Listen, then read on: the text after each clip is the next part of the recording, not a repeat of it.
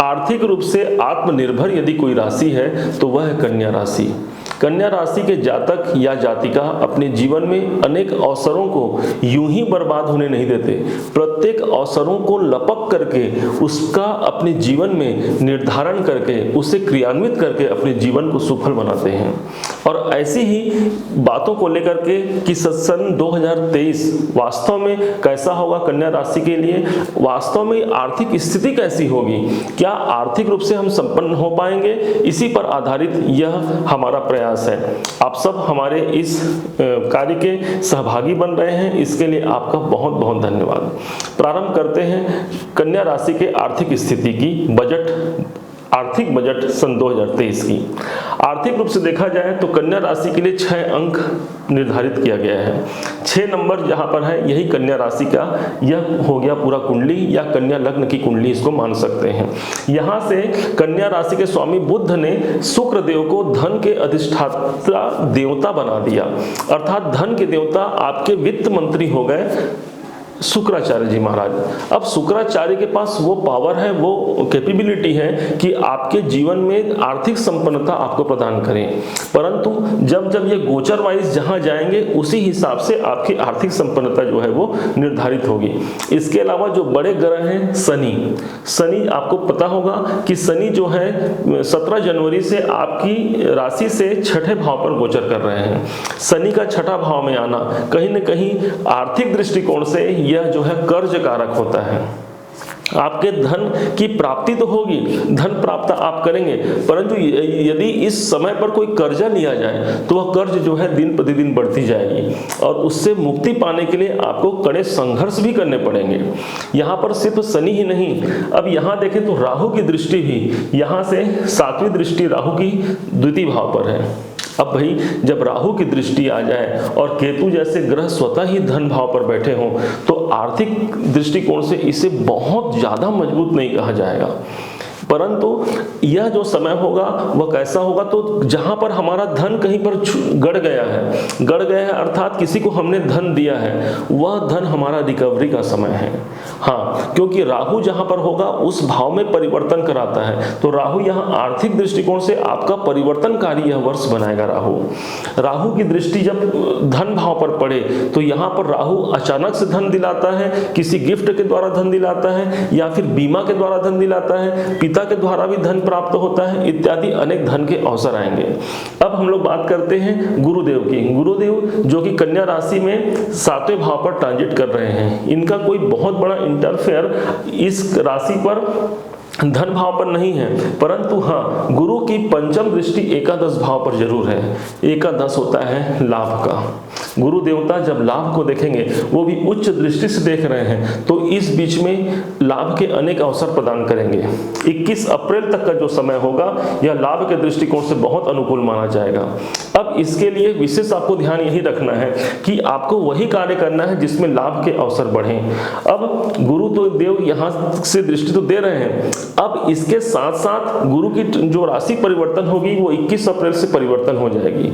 गुरुदेव चले जाएंगे अष्टम भाव पर। अब अष्टम भाव में गुरु का जाना कोई बहुत अच्छा नहीं होगा, तो मुख्य रूप से यही कहा जाएगा कि 21 अप्रैल तक यदि आपके कोई ड्रीम है, डिजायर है, कोई इच्छाएं हैं, उसको पूर्ति करने का यही समय होगा। अब बात करते हैं आपके फाइनेंस मिनिस्टर की। फाइनेंस मिनिस्टर यहाँ पर बना हुआ है शुक्र का ट्रांजिट। इसमें आप देख पाएंगे कि 22 जनवरी सन 2023 से 15 फरवरी सन 2023 तक एकाएक यह जो शुक्र जो है वो 11 नंबर पर ट्रांजिट कर रहे हैं। 11 नंबर आपके जीवन का 6ठा भाव। आपका धन इस समय प्राप्त होने के अवसर आपको प्राप्त होंगे। संभव है कि आपका यह धन जो है किसी रोग, ऋण इत्यादि में जो है वो खर्च भी हो सकता है। यहाँ पर 15 फरवरी 23 से 12 मार्च 23 तक का जो समय होगा यह जो है मीन राशि का समय होगा, अर्थात शुक्र जो है वो मीन राशि में गोचर करेंगे। मीन सप्तम भाव है, सप्तम भाव अर्थात व्यापार का। आपका धन व्यापार में लगेगा, आपका धन जीवन साथी, विवाहिक कार्य इत्यादि में लगेगा। जिन लड़के या लड़कियों के विवाह में प्रॉब्लम जा रही है तो वो विवाह के रिश्ते को भी यह तय कराएगा, अर्थात मांगलिक कार्य पर धन खर्च होने की संभावना यहाँ पर दिखती है। 12 मार्च से जो 6 अप्रैल का जो समय होगा, इस टाइम पर यही शुक्राचार्य जी मेष राशि पर होंगे, जो अष्टम भाव पर होंगे। इस समय जीवन साथी के ऊपर खर्च होगा। अभी तक क्या था, मांगलिक कार्य पर खर्च हो रहा था, अब जीवन साथी पर खर्च कराएगा। हो सकता है उससे कोई डिजायर है, कोई ड्रीम है आपके जीवन साथी के, जिसको आप पूर्ण करना चाहें। अष्टम भाव आध्यात्म का है, इस समय पर आध्यात्मिक शक्ति आपकी बढ़ेगी।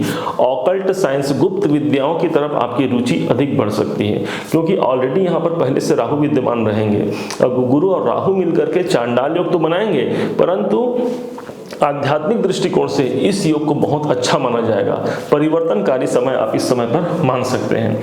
इसके बाद जो है 6 अप्रैल से लेकर के 2 मई 2023 तक का जो समय वृषभ राशि में रहेगा, तो शुक्र जो है 7 नंबर और 2 नंबर के मालिक ही होते हैं। तो इस प्रकार से शुक्र यहाँ पर जब धन भाव पर आएंगे, अर्थात जब भाग्य भाव पर आएंगे अपने दूसरे नंबर के स्वामी पर, धनेश जब भाग्य पर आएगा तो भाग्य से ही हमको धन की प्राप्ति होगी, पिता के द्वारा धन की प्राप्ति होगी, हमारे पुरुषार्थ के द्वारा धन की प्राप्ति होगी। हमने कार्य किया 2 रुपए का, हमें प्रॉफिट हुआ 200 रुपए का, यह अवसर बनाएगा।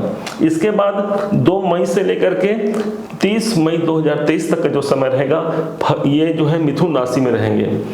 कार्य के दृष्टिकोण से यह अनुकूल समय है। इस समय पर आपके कार्य क्षेत्र में आपका धन लगेगा। कार्य आपके स्वयं के हो सकते हैं, आप अपने कार्य क्षेत्र में कोई इन्वेस्ट कर सकते हैं, या फिर अपने पुरुषार्थ को यही समय होगा कि उसे एक सही रूपरेखा तैयार करने का आपको अवसर हो। इसके बाद 30 मई सन 2023 से 7/7/2023 तक इस शुक्र का ट्रांजिट कर्क राशि में होगा। कर्क राशि अर्थात आपके जीवन का, आपकी राशि का, आपकी कुंडली का एकादश भाव। एकादश भाव में शुक्र जब जाएंगे तो लाभ के दृष्टिकोण से बहुत अच्छा माना जाएगा, क्योंकि शुक्र वैसे भी यहाँ पर जाकर के बहुत बली हो जाएंगे। शुक्र जो है चंद्रमा के राशि पर रहेंगे, यह बहुत अच्छा कॉम्बिनेशन तो नहीं होगा, परंतु जब भी धनेश जो है वो एकादश भाव में जाएंगे तब हमको लाभ का बहुत अच्छा मार्ग दिखाएंगे।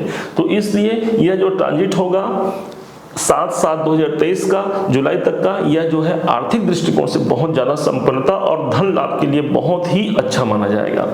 7 जुलाई से लेकर के 7 अगस्त का जो समय होगा, इस टाइम पर सिंह राशि पर जो है शुक्राचार्य जी रहेंगे। सिंह राशि अर्थात द्वादश भाव। द्वादश भाव पर जब जाएंगे तो कोई बड़ा निवेश कराएंगे, कोई खर्च कराएंगे। अब दूसरे भाव के स्वामी यदि द्वादश में चले जाए तो आप निश्चित तौर पर उस समय कुछ न कुछ आर्थिक निवेश करेंगे, चाहे वो भूमि में हो, प्रॉपर्टी में हो, या आपके शेयर मार्केट में हो, किसी भी प्रकार का यह निवेश जो कराने के लिए आपको बाध्य करते हैं। इसके बाद अगस्त से लेकर यहाँ पर अक्टूबर, 2 अक्टूबर से लेकर के 3 नवंबर तक का जो समय रहेगा, इस समय पर सिंह राशि में रहेंगे। तो सिंह राशि में आपको बताया कि इन्वेस्ट होगा।